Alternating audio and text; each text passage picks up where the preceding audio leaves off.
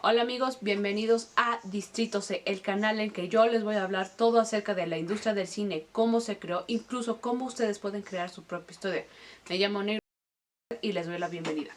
Comencemos. Bien.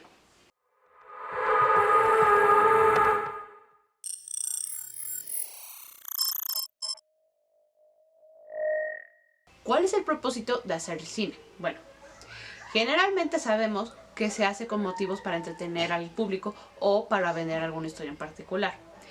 Pero también hay el propósito de hacer una crítica en general a alguna situación o circunstancia que podemos notar en el mundo externo. O también para dar a conocer nuestros puntos de vista acerca de la vida, temas personales, temas acerca de la política, la economía, etc. etc. Ahora, ¿cuál fue el origen de estas historias? Bueno, el origen toma lugar en el año 1895 en París, Francia. Existían dos hermanos llamados los hermanos Lumière. Valga la redundancia. Ok. Estos hermanos lo que hicieron fue proyectar las imágenes de un tren en movimiento llegando a una estación. Ahora, ¿cómo lo hicieron? Bueno, usaron lo que se le considera el primer prototipo de las cámaras modernas, el cinematógrafo, que captaba las imágenes en movimiento. Ahora, ¿cómo fue la reacción de las personas en ese tiempo? Bueno, ellas consideraban que el tren iba a salir de la proyección y los iba a arrasar. Obviamente esto no era cierto, pero considerando el año en que esto se daba lugar y que nadie había visto nada igual, entonces era algo lógico suponer esta conclusión. Ahora, los hermanos Lumière consideraban que esta innovación no iba a perdurar, que solo se podría utilizar en exhibiciones en circos o privadas. Hubo una persona que sí pensó y que tenía razón en decir que se le podía sacar provecho a esta nueva creación. Y su nombre fue Georges Méliès. ¿Quién fue Georges Méliès? Bueno, era el ilusionista parisino que estuvo presente en una de las exhibiciones de los Lumière. De hecho, era incluso uno de los proyeccionistas. Y se maravilló tanto con esta creación que pensó que se le podía dar un uso al crear nuevas historias. A raíz del fracaso de haber obtenido una de las cámaras de Lumière, Georges Méliès viaja a Inglaterra y junto con William Paul y Lucien Cotten crea el cinematógrafo, otro prototipo de cámara, y a raíz de su invención crea Star Film, la primera compañía productora de películas. Ok. En ella se crearon al menos unas 500 películas de las que se conoce que se hicieron. A ver, entonces. En ella se usaban ya lo que eran los peinados, decorados e incluso maquetas.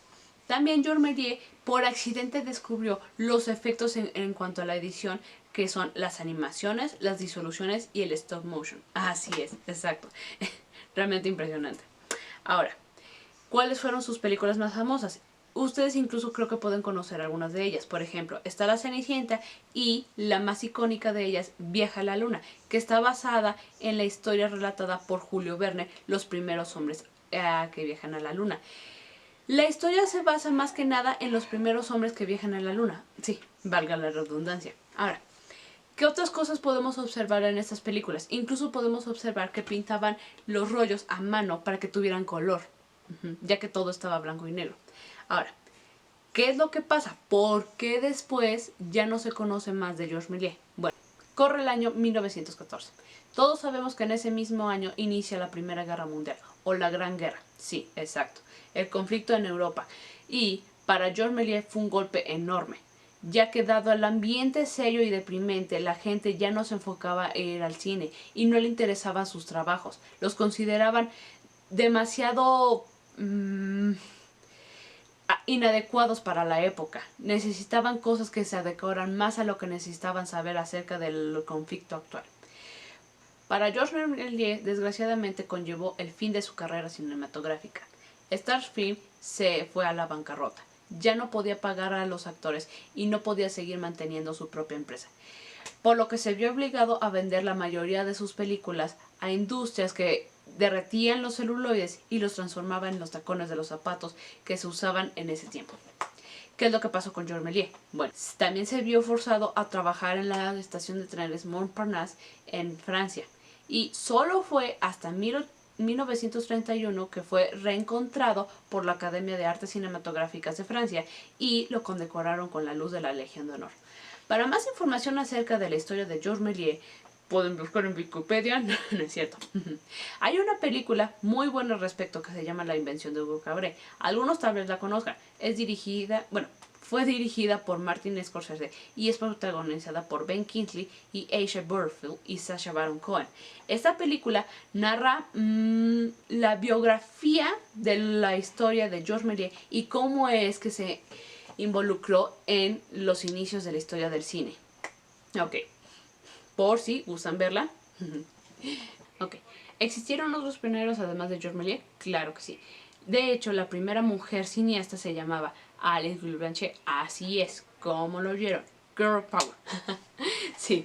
Alice Guy Blanchet, de origen francés, también asistió a una de las proyecciones de los hermanos Lumière. Curiosamente, también a la misma a la que asistió Georges Méliès.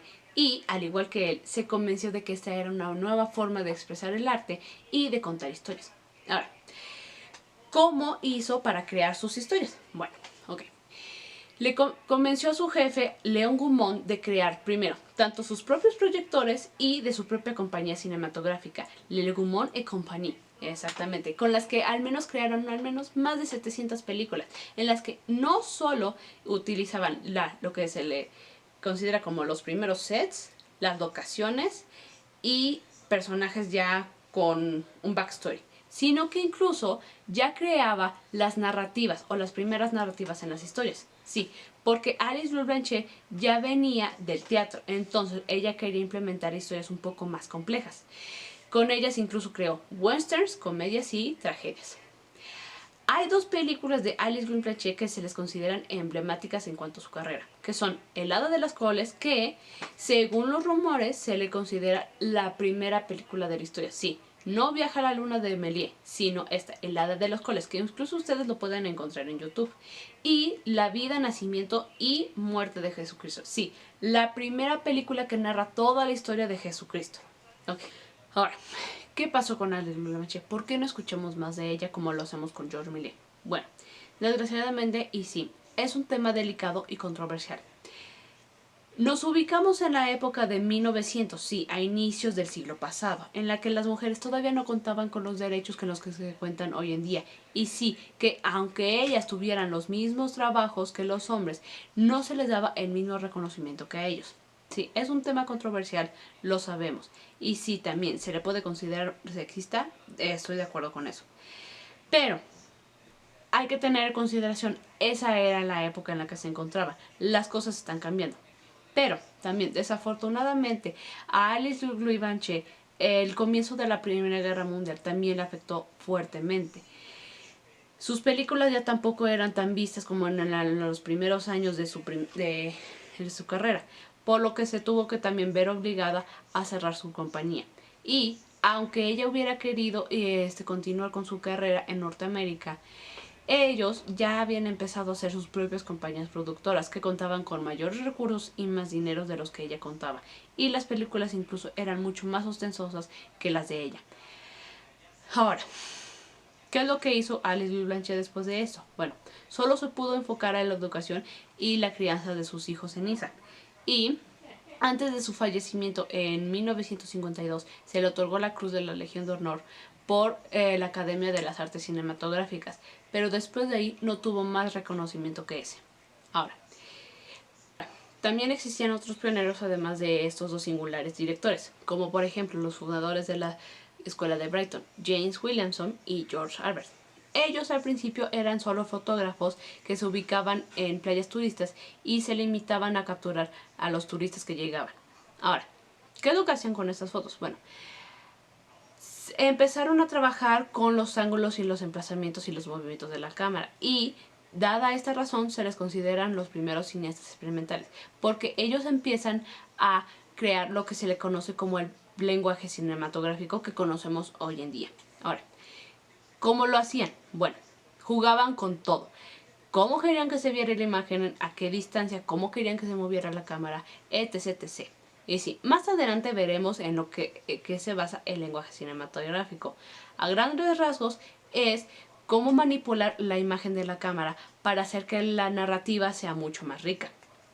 Ok, ahora, ¿cuáles son los trabajos de estos dos directores? Bueno, está El Gran Bocado y La Lupa de la Abuela, que ustedes pueden encontrar en YouTube. Sí, estos dos también son las primeras muestras de su trabajo en las que juegan ya con el lenguaje cinematográfico. El siguiente pionero de nuestra lista se llama Francis Ferdinand Seca. Seca era el competidor de la compañía Le Gaumont Compagnie, sí, la compañía de Alice Blanchet y Léon Gaumont. Él también se inspiró en las películas de Georges Méliès y llegó a tal grado que quiso hacer remakes de ellas.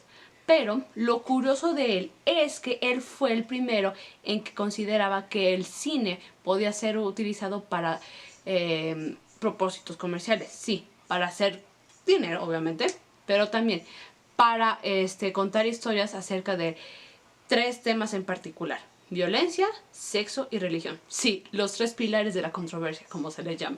Exactamente. También, su película tal vez la más famosa de su trayectoria fue La vida de nuestro Señor Jesucristo. Él, igual que Louis Blanchet, quiso intentar retratar la vida de Jesucristo en el cine. ¿Para qué? Para hacerle como una especie de complemento para las evangelizaciones en las colonias tanto en Asia como en África. El siguiente pionero que vamos a ver se llama, bueno, o se le conoce más que nada por su seudónimo, Porter, pero en realidad su nombre completo es Edwin Stanton Porter. ¿Quién era él? Bueno, Porter, como se le conocía, era un operador de cámara, productor ejecutivo y director. Bueno, no se le conocía por productor ejecutivo, pero me entenderán.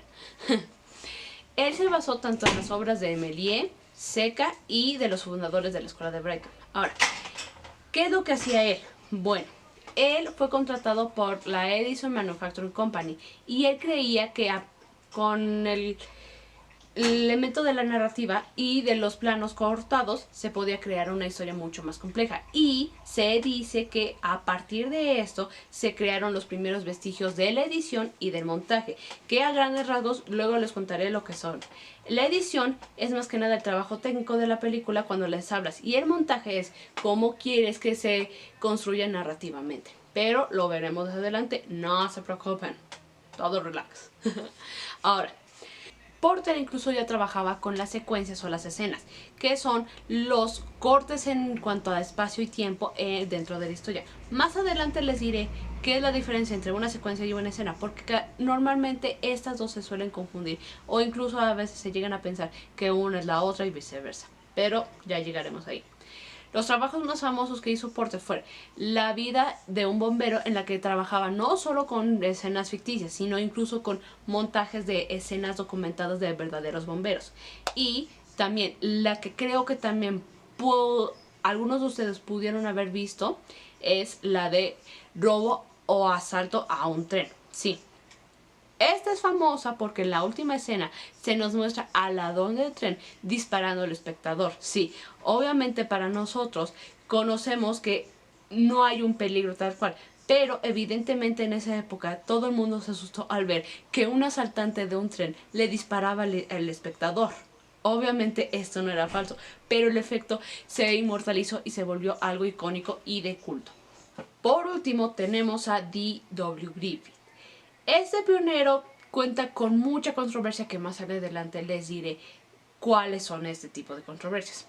Ahora, ¿quién fue este hombre? Bueno, fue tanto director como productor, y al inicio de sus películas él ya contaba con un lenguaje fílmico consolidado, es decir, los elementos que antes se habían estudiado tanto con Méliès, Louis Blanchet, los fundadores de la escuela de Brighton, Seca y Porter, Griffith ya contaba con ellos y podía hacer que su narrativa fuera mucho más rica y fuera mucho más completa. Las producciones contaban con mayores recursos y él podía incluso hacer historias mucho más épicas de las que se contaban. Ahora, las películas más famosas de D.W. Griffith son Intolerancia y El nacimiento de una nación. Les dije que D.W. Griffith representaba una gran controversia. Les explicaré por qué. Haré énfasis en que El nacimiento de una nación fue el parteaguas en la controversia que rodeaba a W. Griffith. ¿Por qué? Ok, primeramente, Griffith era de origen sureño. Él nació en Kentucky, uno de los estados del sur que consideraban que la abolición de la esclavitud era un crimen y que iba en contra de su soberanía, sobre todo la soberanía caucásica o supremacía blanca. Okay. A raíz de la guerra de secesión y de que los estados del norte ganaran la guerra civil, W. Griffith guardó tanto rencor contra los afroamericanos que lucharon en la guerra que en la película los retrató como salvajes que hacían atrocidades, sobre todo a los estadounidenses de raza caucásica. Ahora, segundo punto. El nacimiento de una nación está basada en The Klansman, una obra que está escrita o que fue escrita por Thomas F. Dixon, el sobrino del gran titán del Ku Klux Klan. Ahora, recordemos, y hay que ser muy delicados con este tema, es que el Ku Klux Klan es una sociedad supremacista blanca que considera que todas las demás razas son inferiores a ellas y que en la mayoría de sus actos son de violencia o de discurso de odio hacia cualquier raza que no sea blanca y que están ubicados precisamente en Estados Unidos. Ok. Ahora, el poder del Ku Klux Klan era mucho mayor de lo que se pensaba en esos tiempos. ¿Por qué? Porque la supremacía blanca reinaba sobre Estados Unidos incluso antes de la Guerra de Secesión. Y después de la Guerra de Secesión su influencia se fue acortando mucho más. Ahora, ¿qué es lo que provocó la película de W. Griffith? Bueno, desgraciadamente a raíz de su discurso de odio hacia los afroamericanos, lo que provocó fue que se dieran protestas violentas contra ellos. Ahora, a pesar de ello, Francia y, tomando en cuenta que es un estado liberal, le exhibió, dándole pie a W. Griffith de hacer muchos proyectos mucho más ostentosos y mucho más grandes, dado que se recaudaron al menos unos 15 millones de dólares. Sí, es poco para nosotros en nuestra actualidad, pero en su actualidad era un dineral. Ahora,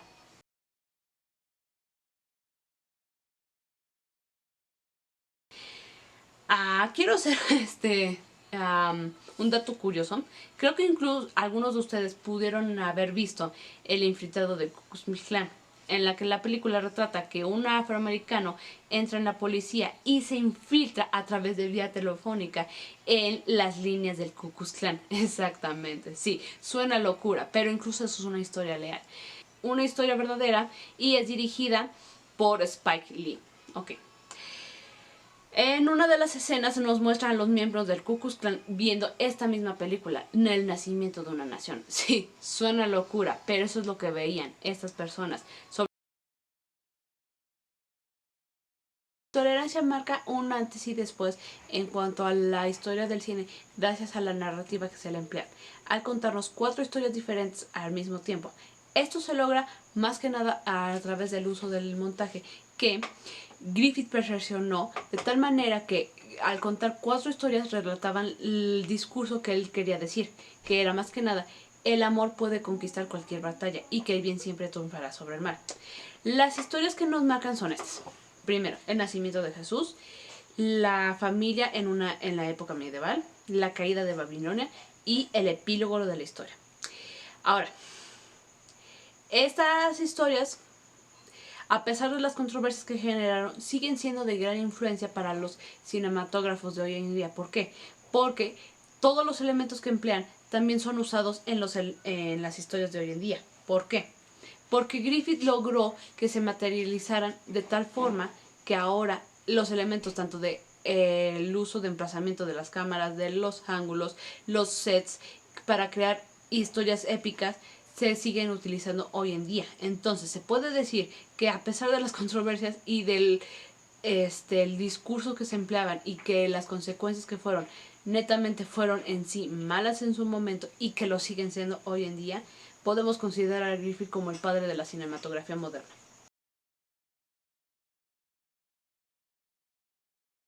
¿Cómo es que el inicio del cine llegó a influenciar en el mundo? Bueno, en muchos aspectos, tanto lo social, en lo económico, en lo político y sobre todo en lo artístico, pero también incluso en lo filosófico y también en las perspectivas que los humanos tenemos acerca de la vida y del mundo tal cual.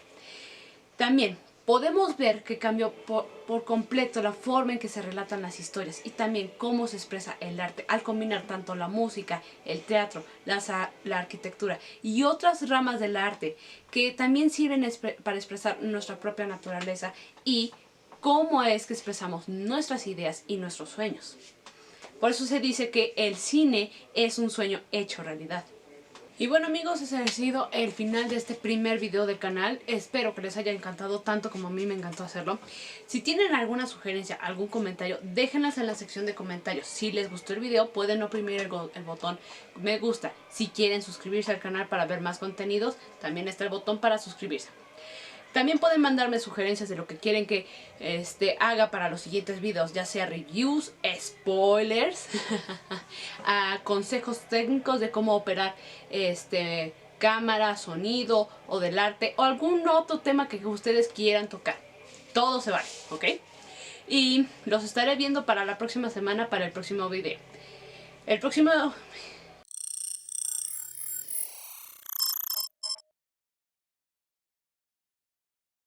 Como siempre, es un gusto tenerlos en este canal. Soy Ney Romero Serret. Les doy la bienvenida y...